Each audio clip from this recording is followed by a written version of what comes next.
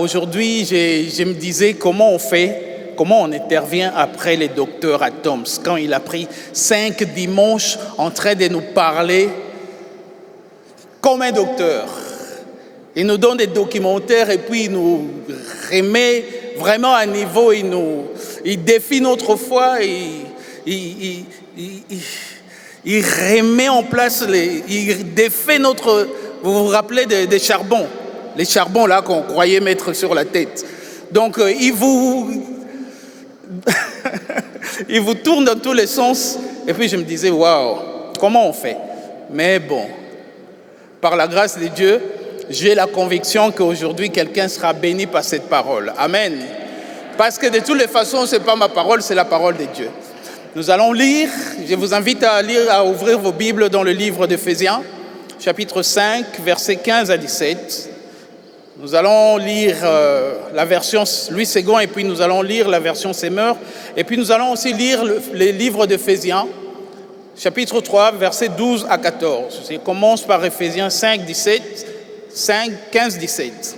Prenez donc garde de vous conduire avec circonspection, non comme des insensés, mais comme de sages. Rachetez les temps car les jours sont mauvais. C'est pourquoi ne soyez pas inconsidérés, mais comprenez quelle est la volonté du Seigneur. La version Semeur dit ceci. Veuillez donc avec soin à votre manière de vivre. Ne vous comportez pas comme des insensés, mais comme des gens sensés. Mettez à profit les occasions qui se présentent à vous, car nous vivons des jours mauvais.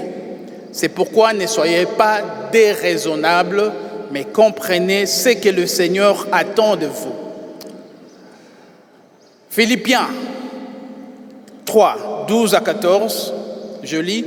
Ce n'est pas que j'ai déjà remporté le prix ou que j'ai déjà atteint la perfection, mais je cours pour tâcher de le saisir, puisque moi aussi j'ai été saisi par Christ.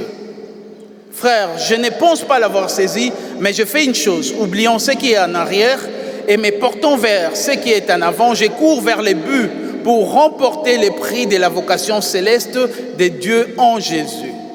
Comme je disais tout à l'heure ce matin, j'ai la ferme conviction que cette parole a été envoyée pour nous en cette période que je considère que nous sommes toujours au début de l'année, pour que nous puissions comprendre certaines choses. Et j'ai la conviction qu'à lui de cette parole, quelqu'un sera béni. Est-ce que tu peux déjà dire Amen par la foi? Ouais, j'ai la conviction que quelqu'un sera béni.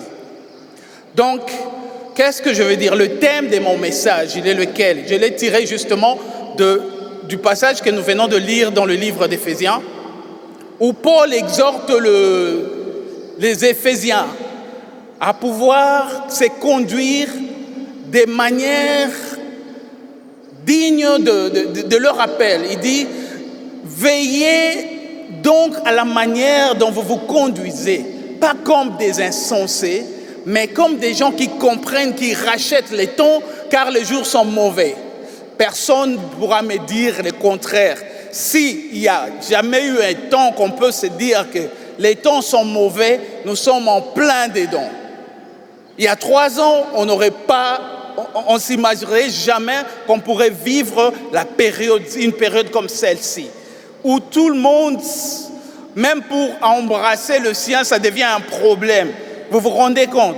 Des fois, vous êtes devant quelqu'un, vous ne savez pas, il faut l'embrasser, il faut lui faire le coude. Donc, on hésite, même pour le sien.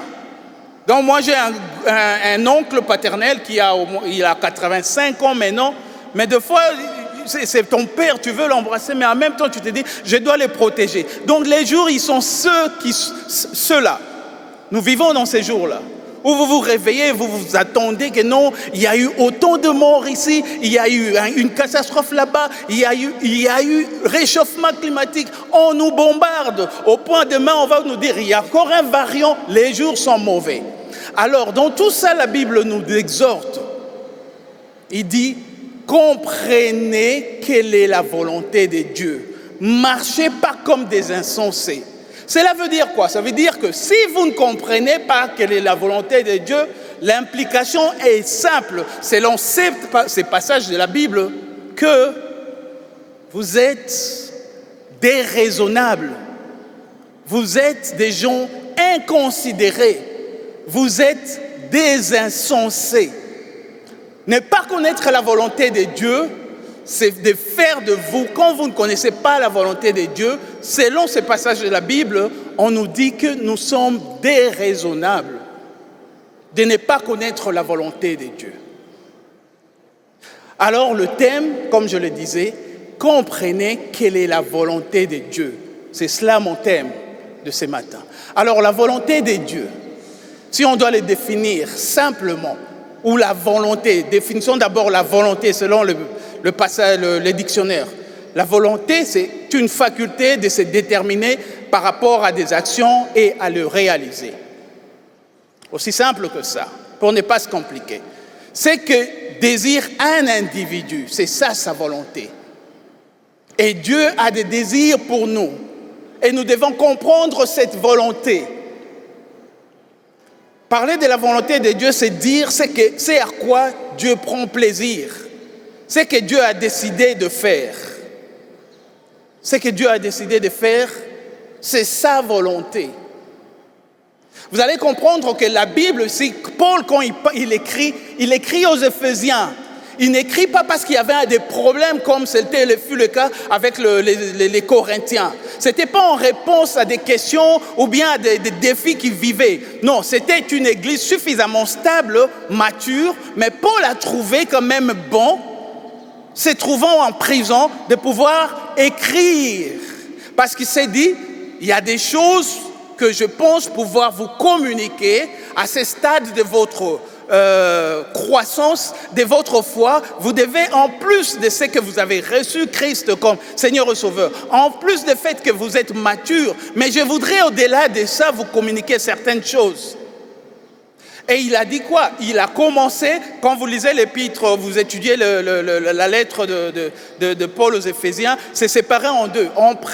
Le premier 3 chapitres, il nous parle de notre position, de ce que Dieu a fait pour nous.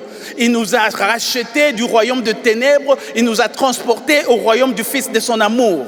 C'est ce que Dieu a fait pour nous. Il a triomphé des principalités et de toutes choses pour nous. Il nous a fait asseoir dans le lieu céleste. Il a tout fait. Il nous a élus depuis la fondation du monde. Ça, c'est ce que Paul dit aux Éphésiens. Mais quand vous commencez au chapitre 4, il dit, pour le fait que Dieu a fait ça, maintenant voilà comment vous devez vous comporter. Amen. Alors c'est dans ça que Paul est en train de dire, ne vous comportez pas comme des insensés. Quand vous marchez, veillez à la manière avec laquelle vous marchez. Quand vous conduisez, quand vous faites vos choix, quand vous levez les options dans votre vie, ne soyez pas comme des insensés. Comprenez quelle est la volonté de Dieu. L'implication est celle-ci, que quand Paul écrit à ces gens qui sont chrétiens, ils ne sont pas des païens, ça veut dire qu'il y a parmi nous des gens, quoique nous soyons dans l'œuvre, dans la famille des enfants de Dieu, quoique nous avons notre salut garanti par le Saint-Esprit qui a été scellé pour nous, et si nous mourons aujourd'hui, si Jésus revenait, nous allons aller à sa rencontre, mais il y a toujours des choses qui nous manquent. Ça veut dire que nous devons comprendre quelle est la volonté de Dieu. Parce que Dieu, quand il nous donne la vie, la Bible dit, pour tous ceux qui vivent, il y a de l'espérance. Ça veut dire que tu ne vis pas seulement pour aller au ciel. Il y a un contexte dans lequel, parce que Dieu a fait toutes choses bonnes à son temps. Et il nous a donné les temps. Les temps, c'est pour accomplir ses volontés, ses desseins dans nos vies. Cette année qui a commencé, ce n'est pas seulement pour qu'on nous souhaite bonne année et qu'on attend que l'année devienne bonne en elle-même. Non, si nous ne comprenons pas la volonté de Dieu, nous risquons de marcher comme les insensés. C'est alors que Paul nous dit, comprenez quelle est la volonté de Dieu. Et c'est le thème pour moi de ce matin que je voudrais partager avec nous. Alors tu me poseras la question, pourquoi comprendre la volonté de Dieu? C'est aussi simple que ça. Parce que Dieu nous le demande. C'est un commandement. Vous comprenez, la Bible dit, comprenez quelle est la volonté de Dieu. C'est à l'impératif. C'est un commandement. Ce n'est pas une bonne idée ou une option. C'est vraiment ce que Dieu attend de toi. Soit tu obéis, soit tu es en dehors de la volonté de Dieu. Mais quand on te demande de comprendre, ça veut dire qu'il faut que tu donnes de l'attention. Il faut qu'il y ait quand même de ton côté un travail à faire. Comme on nous a enseigné, nous devons apprendre à lire la Bible, nous devons apprendre à méditer la Bible, à la déclarer et à la pratiquer. Et dans l'étude de la Bible, tu découvres, comme la Bible dit, ne vous conformez pas au siècle présent, soyez transformés par le renouvellement de l'intelligence, afin que vous compreniez quelle est la volonté de Dieu. Donc c'est notre part. Il y a des gens qui me disent, des fois au Congo, on dit,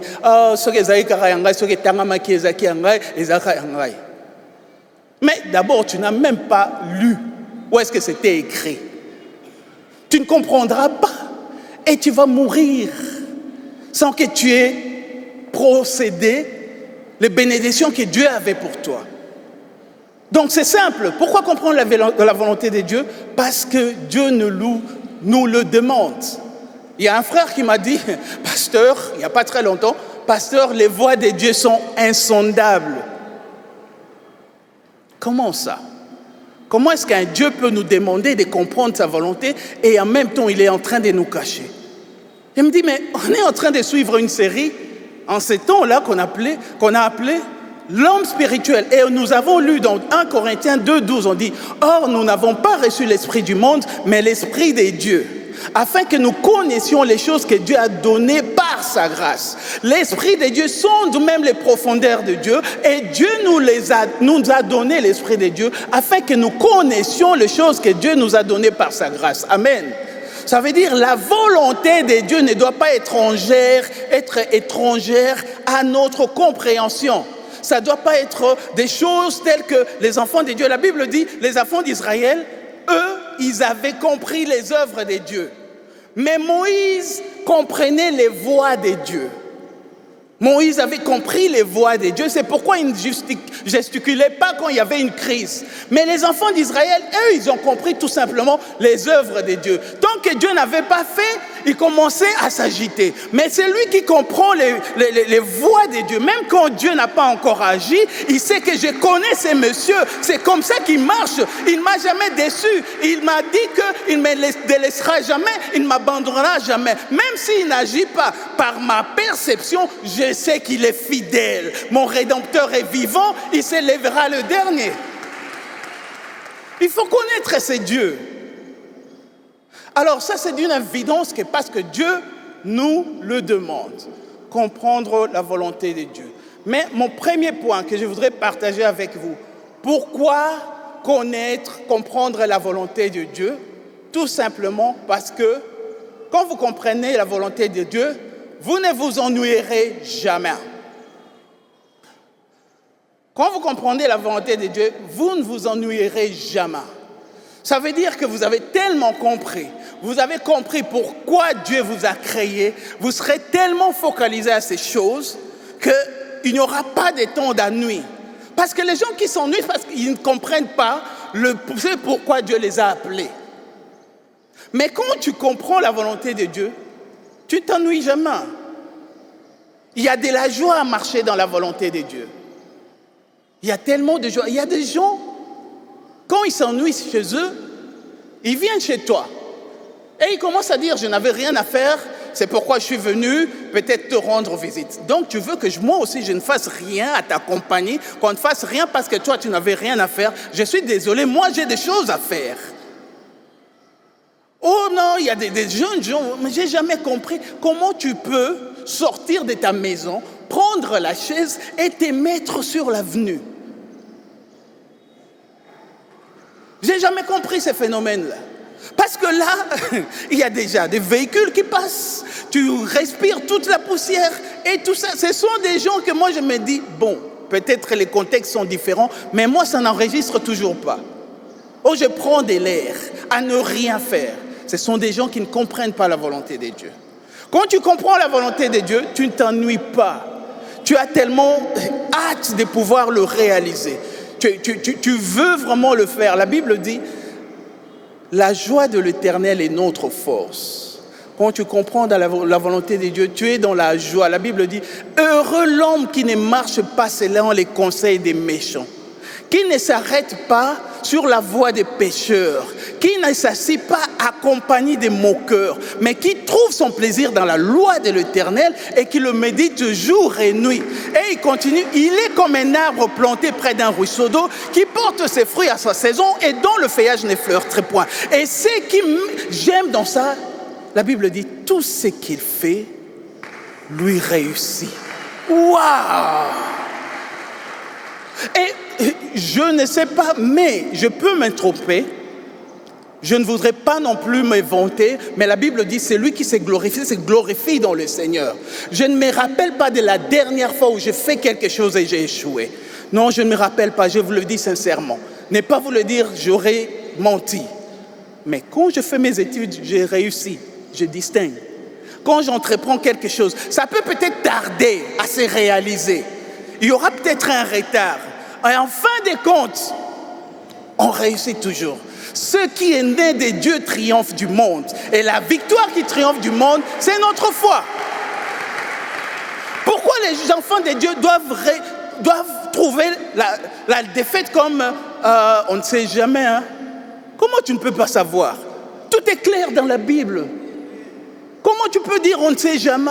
Les voies de Dieu sont insondables. Et la révélation de ta volonté, qu'est-ce que tu en fais?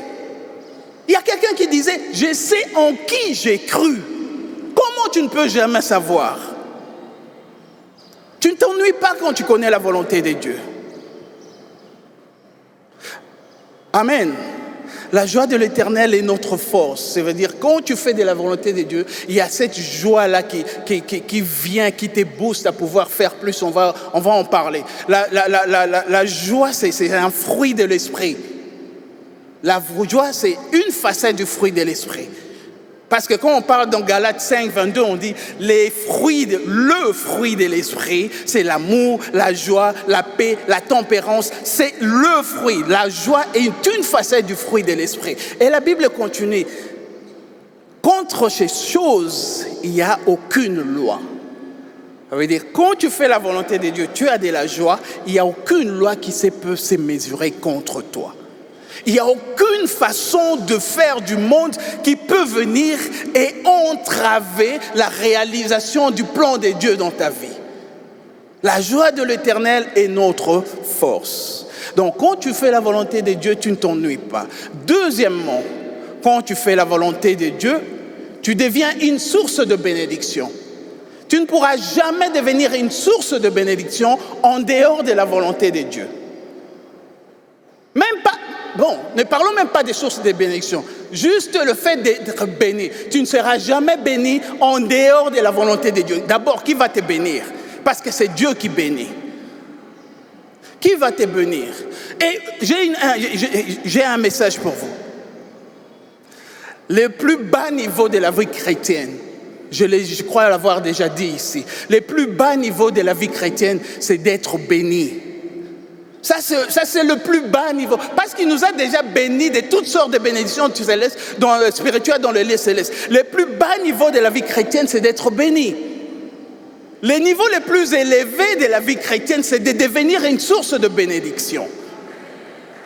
Alors, automatiquement, tu es censé d'être béni. Ta prière tu ne peux ne pas faire la prière d'être béni parce que c'est très clair que Dieu nous a déjà bénis. Cherche maintenant que Dieu t'ouvre les yeux pour que tu deviennes une source de bénédiction pour les uns et les autres. C'est alors que tu vas comprendre que non, je suis vraiment béni. Amen.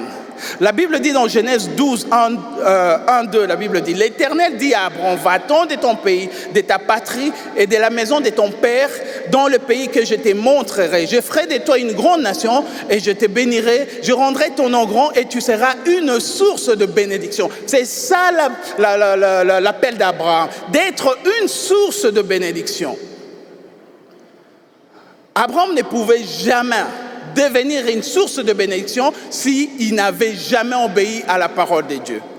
Aujourd'hui, il est devenu une source de bénédiction parce qu'il a compris et il a suivi Dieu et il a été béni et il est devenu une source de bénédiction. Pourquoi comprendre la volonté de Dieu, c'est parce que par la compréhension de la volonté de Dieu, on devient une source de bénédiction. Aujourd'hui, les gens veulent s'identifier à Roland Dallot, les gens veulent s'identifier à Tom Mbouma, parce qu'ils ont compris la volonté de Dieu, ils y ont été obéissants, et aujourd'hui, tout le monde veut se reconnaître, attaché, avoir une photo avec eux, parce qu'ils ont compris et ils deviennent une source de bénédiction pour nous. Amen.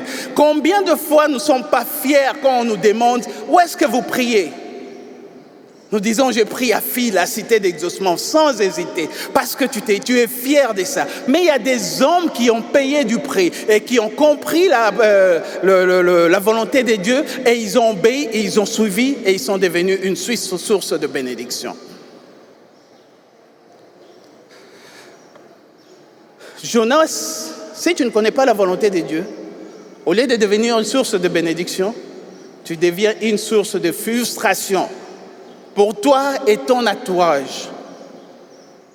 Parce que quand tu ne comprends pas la bénédiction de Dieu, tu deviens une source de frustration pour toi, ta famille, ton entourage et même l'Église. Jonas a voulu fuir la présence de Dieu, la volonté de Dieu. Mais c'est arrivé qu'il a failli causer le naufrage de tout un bateau, même des innocents.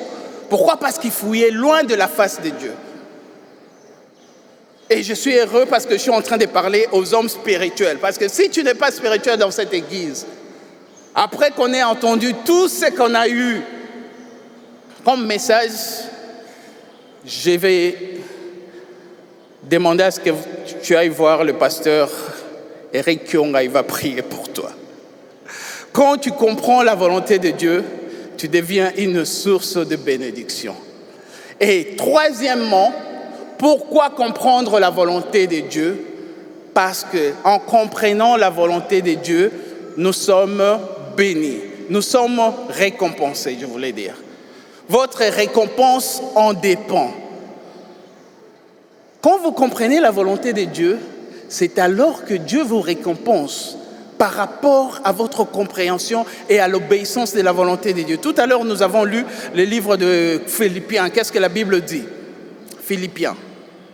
Il dit, ce n'est pas que j'ai déjà remporté les prix ou que j'ai déjà atteint la perfection, mais j'ai cours pour tâcher de le saisir, puisque moi aussi j'ai été saisi par Jésus-Christ.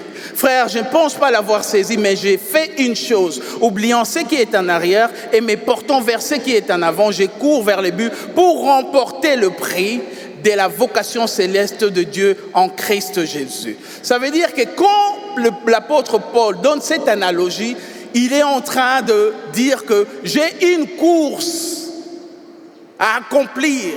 Je cours, je ne dis pas que je l'ai déjà fait, mais je cours de manière à remporter les prix. Et ma course, elle est individuelle. Je voudrais nous dire que la course que nous sommes en train de faire, elle est individuelle. Chacun de nous a la course, elle a sa ligne, elle a sa vocation, elle a son appel pour Dieu. Je voudrais que les amis des médias me donnent l'image. Voilà, vous voyez cette image? Ces athlètes, ils sont en train de courir, mais chacun sur sa ligne. Parce qu'au moment où tu t'es dit que je quitte cette ligne, je vais à côté de, peut-être c'est Usain Bolt, je ne sais pas, tu t'écartes, on te disqualifie. Parce que tu as ta ligne. Quand tu te dis que non, je dois courir comme le pasteur Atoms, on va te disqualifier. Parce que sa course n'est pas la tienne. Et moi, j'aimerais sincèrement, si aujourd'hui on me dit que je devienne pasteur, je sois à la place des pasteurs Atoms, je dis, pardon. Laissez cette histoire-là avec lui seul. Lui sait comment gérer fille-là. Moi, je ne veux pas. Parce que ce n'est pas ma course, parce que Dieu ne m'a pas équipé pour ça. Dieu ne l'a pas fait. Chacun de nous a sa course. Garde ta ligne. Cours sur cette ligne. Et la bonne nouvelle avec la course des enfants de Dieu, la course chrétienne, ce n'est pas une course de compétition. Si tu es en compétition, c'est par rapport à l'appel de Dieu dans ta vie. Ce n'est pas par rapport aux autres. Non, on ne fait pas de compétition dans notre course. Si nous comprenons cela, il y aura on va bannir beaucoup de choses pour lesquelles on est en train de combattre. On est dans des compétitions parce que les gens ne comprennent pas leur appel. Comment moi j'aurais courir avec le pasteur Kyonga? Non, c'est sa course. Je dois trouver ma course, je dois trouver ma ligne et faire la course parce que je dois remporter les prix. Les prix, c'est Dieu qui donne, ce n'est pas les hommes. C'est Dieu qui donne, ce n'est pas les hommes. Nous serons surpris au ciel. Peut-être croyons que nous, le pasteur, nous serons surpris. On va croire qu'on va avoir une grande couronne et on voit celui qui balayait ou celui qui était au parking. Il a une plus grande couronne que la nôtre. Pourquoi? Parce que lui, il a fait sa course, il a gardé sa foi, il a couru dans sa ligne. Il n'a jamais envié d'être ici. Il n'a jamais du tout. Et Dieu va les récompenser par rapport à l'appel. Quand nous comprenons cela, il n'y aura pas de compétition parce que tu comprends la volonté de Dieu. Et ce qui est bien avec la volonté de Dieu, c'est que quand tu comprends, Dieu il vient, il t'assure ton lot. Il t'assure ton lot, il te le garantit. David dit que j'aime l'Éternel car il m'assure mon lot. Un héritage précieux m'est accordé, un lot m'est échu. Donc Dieu s'assure que personne d'autre vienne de t'intervenir. Quand tu découvres ta volonté, la volonté de Dieu dans ta vie, il n'y aura pas de compétition. Écoutez ce que j'ai suivi le bishop Oyedepo. Qu'est-ce qu'il a dit? Il a dit quelque chose. Il a dit, je suis en train de paraphraser, il a dit, il y a de la place pour tout le monde, il y a de la place pour tout le monde dans l'espace. Il a dit qu'il y a de la place pour tout le monde dans l'espace. Il appartient à chacun de nous d'apprendre à faire voler son vaisseau spatial. Ça veut dire quoi? Considérez l'espace. Vous allez voir que dans l'espace, il y a de la place pour tout le monde. Je n'ai jamais encore appris une guerre entre les Russes, les Américains, les Chinois et tous ceux qui envoient leurs vaisseaux spatiaux ou bien leurs navettes. Parce que l'espace est tellement grand. Et la même chose dans la vocation de Dieu, il y a de la place pour tout le monde. Il y a de la place pour tout le monde pour la grandeur. Mais tu dois seulement savoir comment faire voler tes capacités à pouvoir monter vers les hauteurs. Parce que Dieu nous appelle vers les hauteurs. Pourquoi il y a de la compétition? Parce qu'en bas ici, il y a beaucoup d'embouteillages. Trop d'embouteillages. Les gens ne veulent pas décoller. Parce que la Bible dit, ceux qui se confient en l'Éternel prennent des vols comme de l'aigle. Ils survolent. Parce que quand tu t'es content à rester par terre, là, il y a la compétition. Oh, lui, il a pris ma place, c'est moi qui devais être là. Non. Prends de l'envol. Tu verras qu'il y aura beaucoup d'espace. Pour la grandeur, il y a des gens quand ils font des choses, tu te dis waouh, j'aimerais bien être comme eux. Quand tu vois Michael Jordan, tu dis waouh, je voudrais être un basketteur. Quand tu vois Messi, tu dis waouh, j'aurais bien voulu être footballeur. Parce qu'ils vous captivent dans ce qu'ils ont trouvé de la grandeur et il y a de l'espace. Quand tu vois Michelangelo, de la peinture, tu dis oh, j'aurais bien voulu avoir un fils comme eux. Ils vous donnent envie. Mais c'est un peu pour nous dire il y a de l'espace pour tout le monde. Même dans la boxe, même dans le golf, tu vois Mohamed Ali, tu vois Tiger Woods, tu vois tout ce monde-là. Tu vas dans l'évangile, tu vois Roland Dallot, tu vois Atom Sumbouma, tu vois Ken Lomba, tu vois tout ce monde, tu vois tout ce monde, il y a de l'espace. Mais qu'est-ce qui se passe? Parce que les gens ne veulent pas comprendre la volonté de Dieu, nous sommes encore dans les trafics. La Bible dit, heureux ceux qui placent en l'Éternel leur appui, ils trouvent dans leur cœur des chemins tout tracés.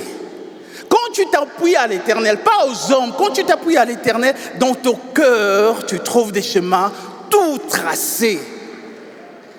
Ma prière est que cette année, tu trouves dans ton cœur les chemins tout tracés. Que tu prennes de l'envol comme de l'aigle. C'est là qu'il est écrit, mon serviteur montera. Il s'élèvera très haut. Et que cela soit ton partage cette année au nom de Jésus.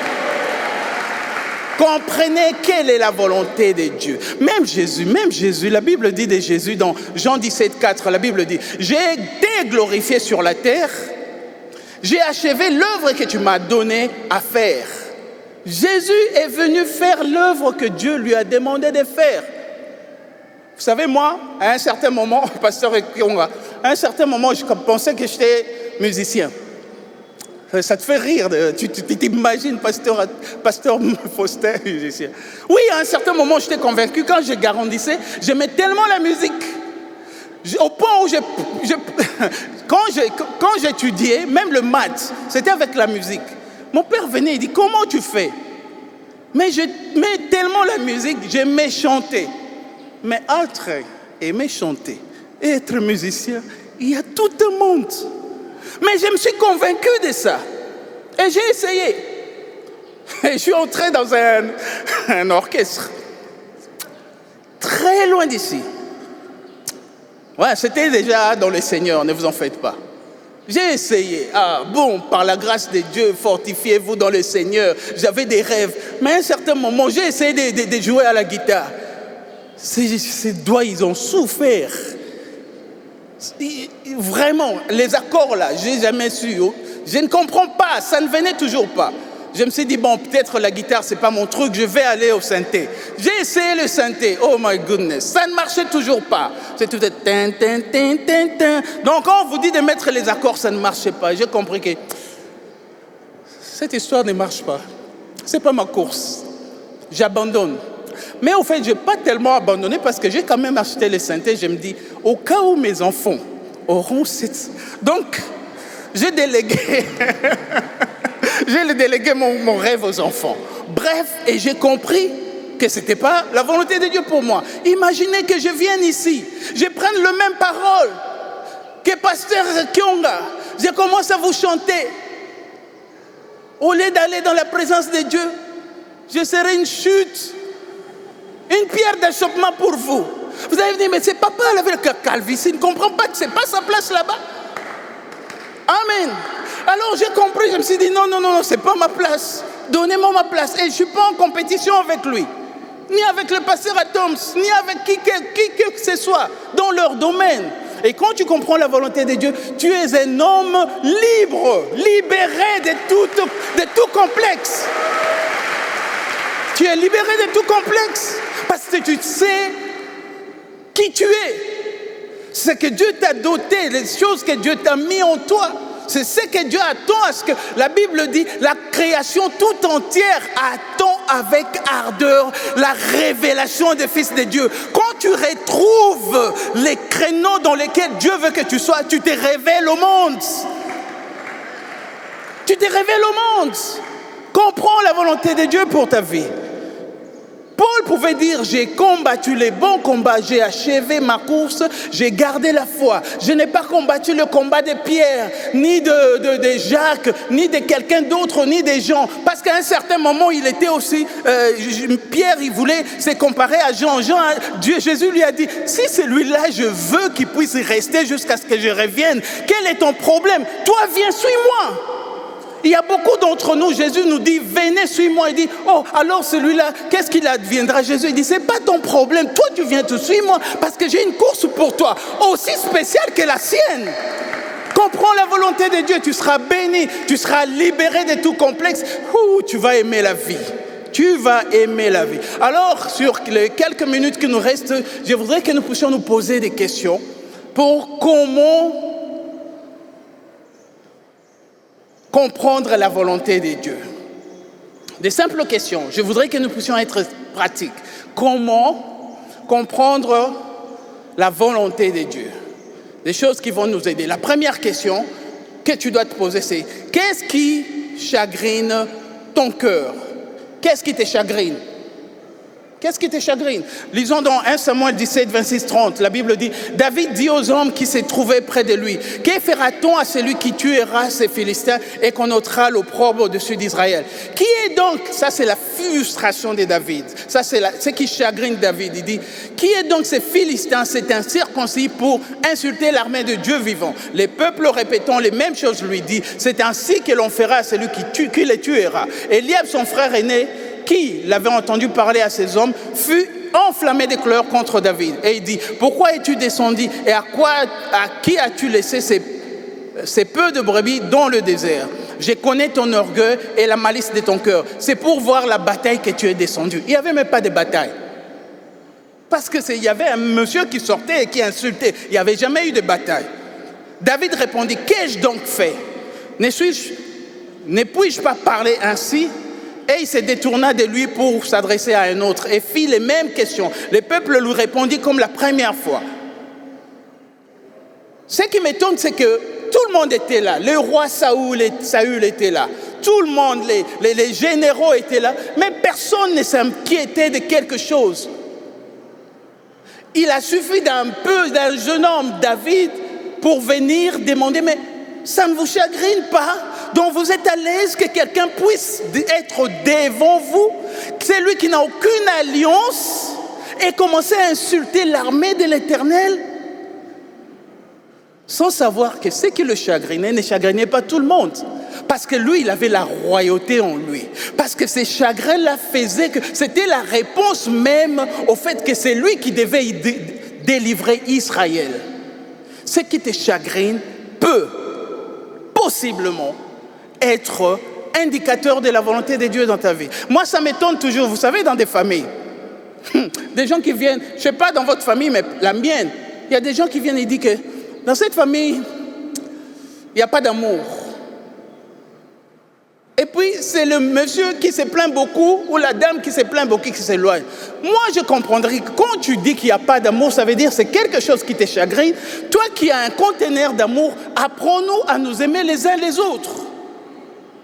Quand tu viens dans une église, on dit que, oh non, tu commences à dire, l'église, c'est une grande église, on s'occupe des personnes, on ne salue personne. Tu ne penses pas peut-être que c'est toi qui dois commencer à saluer les autres? Parce que ça te chagrine aussi. C'est à toi peut-être que Dieu a donné une indication pour que tu apportes la réponse à des choses qui te chagrinent, qui ne vont pas bien. Quand il y a des choses, vous savez quoi? C'est ce qui a fait souffrir Jésus qui nous donne maintenant la guérison. Parce que la Bible dit, c'est par ces maîtrissures que nous sommes guéris. Ça veut dire que quand toi tu souffres, c'est pour dire que tu ne peux pas, après que tu as été guéri, il ne faut pas que les autres souffrent comme ça à ta place. C'est comme les papas anciens là qui vous disent que nous on a fait 5 km pour aller à l'école, donc nous on va aussi commencer à faire 15 km. Non. Maintenant, si Dieu te donne la capacité de pouvoir avoir un véhicule, les enfants peuvent aller à l'école avec le véhicule. Parce que toi, tu as souffert, ce n'est pas pour autant que les autres doivent souffrir. Il y a des choses comme ça. Dans cette église, quand j'entre à l'hôpital, personne ne vient me visiter. C'est pour te dire que comme tu as expérimenté l'isolation, tu as expérimenté la solitude, dès que tu vas sortir de cet hôpital-là, tu vas dire désormais je ne voudrais pas que quelqu'un d'autre expérimente la même solitude, le même rejet. C'est moi qui vais commencer maintenant à aller visiter les gens qui sont à l'hôpital. Parce que ça t'a chagriné tellement que maintenant tu dois te dire que non, je vais trouver la solution pour que les autres ne puissent pas jamais passer par la même chose. Ce qui te chagrine peut être un indicateur de la volonté de Dieu dans ta vie. Vous vous rappelez, pour ceux qui étaient avec nous à Saint-Pé, le pasteur, l'apôtre Roland Delot avait vraiment apporté un bon message là-dessus. Il dit, c'est qui ta frustration, c'est ta vocation. Ce qui te frustre là, c'est ce qui... Nous, les Congolais, on est experts, on est vraiment experts à débattre de nos frustrations. Mbokoyo, tout. On fait des beaux débats, mais on n'apporte pas la solution. Il y a peu de nous qui apportons la solution.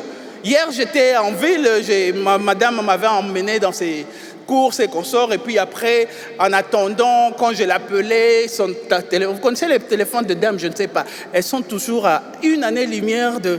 Mais c'est quand même à leur portée. Mais il faut appeler et insister et aller avec persévérance. Mais en ces temps-là, j'ai eu un petit creux. Je me suis dit, bon, je me prends un coca. Et j'ai pris une canette de coca, j'ai bu dans la voiture.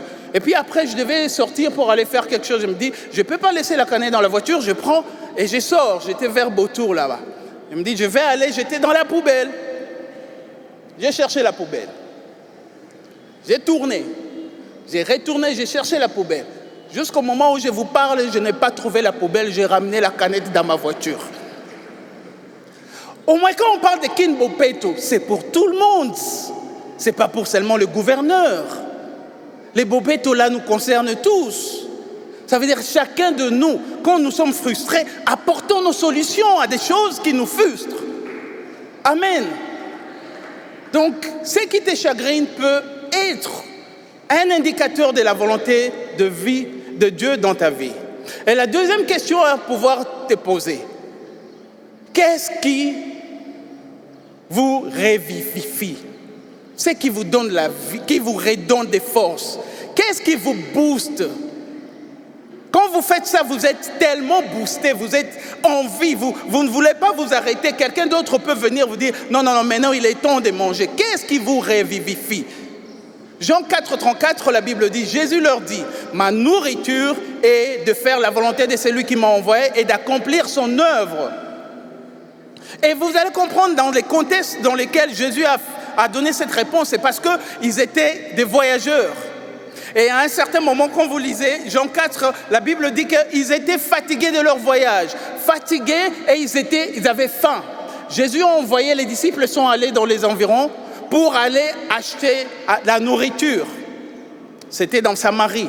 Et puis il s'est assis à côté du puits de David, de Jacob plutôt. La femme samaritaine est arrivée et puis Jésus a demandé, donne-moi de l'eau. La femme samaritaine dit, comment est-ce que toi tu es un juif? Tu demandes à moi qui suis une samaritaine de l'eau, etc. Et puis Jésus commence, moi j'aime cette conversation. Il commence, parce qu'il a commencé par dire un juif et ils ont commencé, et Seigneur, et puis prophète. Donc plus tu passes le temps avec Jésus, plus tu as sa révélation qui va donc croissant. Bon, ce n'est pas le sujet du jour, mais au fait, c'est passé. Quand les disciples sont revenus, ils étaient étonnés de les voir parler avec une femme. Cet étonnement-là cache beaucoup de choses. Mais ce n'est pas le sujet du jour. Mais n'empêche,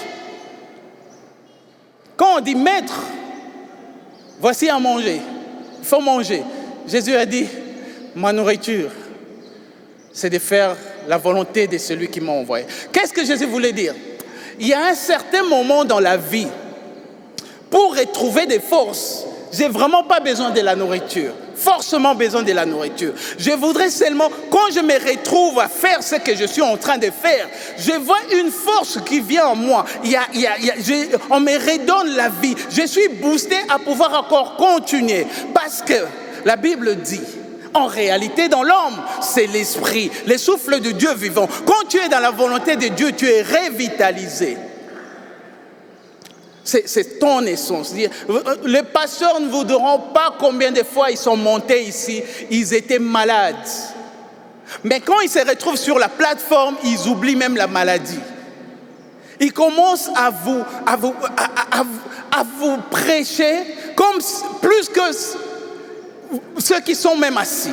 L'énergie qu'ils ont, c'est parce qu'il y a cette chose-là qui vient de Dieu. Il y a cette chose-là, quand tu fais la volonté de Dieu, ça te donne la vie. Et ces choses-là, quand tu trouves la volonté de Dieu, tu n'as même pas, tu oublies. Quelqu'un d'autre a dit, mais il faut manger d'abord, il faut manger. Arrête de faire souvent, il faut manger.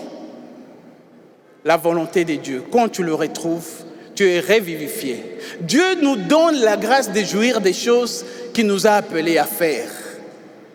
Dieu n'est pas un Dieu qui te dit, tu dois souffrir à faire ma volonté. Non, même en faisant sa volonté, il te donne même la grâce de pouvoir se jouir de ces choses. Tu prends plaisir, tu ne veux même pas t'arrêter. Il se jouit de ça. Si ce que tu fais ne vous apporte pas, si ce que vous faites ne vous apporte aucune joie, il est peut-être temps de réévaluer les chemins sur lesquels vous vous trouvez. Si ce que tu fais ne t'apporte pas de joie, depuis que tu es au protocole, tu es d'abord déjà nerveux depuis tout. Quand les gens viennent, ils t'énervent. Ils ne t'apportent pas de joie. Il est peut-être temps de réévaluer. C'est peut-être qu'il faut aller dans un autre département. Autant pour d'autres domaines de la vie. Quand tu fais des choses qui ne t'apportent pas de joie, il est grand temps de pouvoir réévaluer. Parce que la vie est trop courte pour passer à faire des choses qu'on déteste. La vie, elle est trop courte. Pourquoi tu passes le temps à faire des choses qui te détestent? Les choses auxquelles Dieu t'a appelé à faire doivent t'apporter la joie, doivent t'apporter la vie, l'enthousiasme. Dieu lui-même, il va te donner. Il produit en nous le vouloir et le faire pour le faire. Et la troisième question pour terminer, en quoi est-ce que vous êtes naturellement bon? Quand vous faites des choses, quelles sont des choses que quand vous le faites, vous faites ça naturellement, donc de manière si facile que même les gens, quand ils vous regardent, ils vous disent, mais comment tu as fait ça? Toi-même, tu es étonné qu'eux, ils ne comprennent pas que c'est tellement facile à pouvoir faire. Il y a des choses où toi-même, tu te dis, oh, mais pourquoi les autres n'ont pas compris? C'est aussi facile. Non, ce n'est pas aussi facile pour tout le monde. C'est ce que Dieu t'a équipé à pouvoir faire. Et tu es naturellement bon dans ces choses. Il y a des gens qui sont tellement naturellement bons dans l'informatique. Il y en a qui sont naturellement bons. Vous pouvez parler de tout, de la vie, de tout. Mais quand vous parlez seulement au ordinateur, c'est comme si vous l'avez dit, oh ok, non mais ouais, tu savais, la génération, il commence à vous citer. Tu es naturellement dans ton élément. Écoutez ce que la Bible dit. Acte 7, 22-25. Moïse fut instruit dans toute la sagesse des Égyptiens et il était puissant en parole et en œuvre. Il avait 40 ans lorsqu'il lui vint dans le cœur de visiter ses frères, les fils d'Israël. Il en vit un qu'on outrageait et prenant sa défense, il vengea celui qui était maltraité et frappa l'Égyptien. Il pensait que ses frères comprendraient que Dieu leur avait accordé la délivrance par sa main, mais ils ne comprirent point. Il y a des choses comme ça, même avant de rencontrer. Et vous allez comprendre que cet épisode, c'est quand Moïse avait 40 ans. Il s'était dit naturellement que non. Intuitivement, il y avait cette chose-là qui le chagrinait. Et quand il a pris la défense, il a fait de manière naturelle. Il y a des choses que Dieu nous a doté des choses, même avant que nous puissions les connaître. Quand nous naissons, Dieu nous a doté des capacités. Même avant que nous les connaissions, il nous a donné déjà. Moïse, c'est seulement après sa rencontre avec Dieu que Dieu le renvoie encore pour faire la même chose qu'il avait cette intuition de pouvoir faire. Ça veut dire qu'il y a des choses pour lesquelles Dieu nous a équipés. Moi, je n'ai jamais compris, vous comprenez? Je ne comprends jamais les chrétiens. Quand un païen, musicien, s'est converti, naturellement, quand il vient à l'église, il continue dans la musique, mais il continue à chanter pour l'Éternel. On a tellement de témoignages, n'est-ce pas? Mais pourquoi quand les autres, quand ils se convertissent, il était comptable, il commence à me dire, Dieu m'a demandé de laisser tout et de venir. Non, ça ne se passe pas comme ça. La Bible dit que chacun reste dans des conditions dans lesquelles Dieu l'a appelé. Parce que tu es déjà naturellement bon en gestion des entreprises, en être PDG. Au fait, ce sont des choses que Dieu t'avait déjà équipées naturellement. Il y a des gens qui viennent à moi des fois et qui disent, pasteur, je suis en 3e graduat, mais depuis que j'ai rencontré le Seigneur, Dieu m'a dit d'arrêter toutes mes études, de les servir. Je dis, c'est comment ce Dieu-là? De quel Dieu tu parles? Quand tu étais né, Dieu ne t'aimait pas. Et il ne t'a pas vu en train d'évoluer. Il ne t'a pas vu que toi, tu avais besoin d'aller à l'école primaire, à l'école secondaire, etc. C'est maintenant que tu l'as rencontré et qu'il te dit que tu laisses tout. Non. Dieu va seulement prendre ce qu'il avait déjà normalement mis en toi, commencer maintenant à utiliser ça pour sa gloire. Et c'est seulement progressivement et encore progressivement, si tu es dans les séculiers, que tu dois devenir maintenant un de 5 ministères. Mais ce que j'aime dans cette église, les pasteurs nous disent même, les pasteurs doivent travailler. Quand tu étais docteur, Vous savez que même quand on était pécheurs, Christ est mort pour nous. Vous êtes au courant, n'est-ce pas?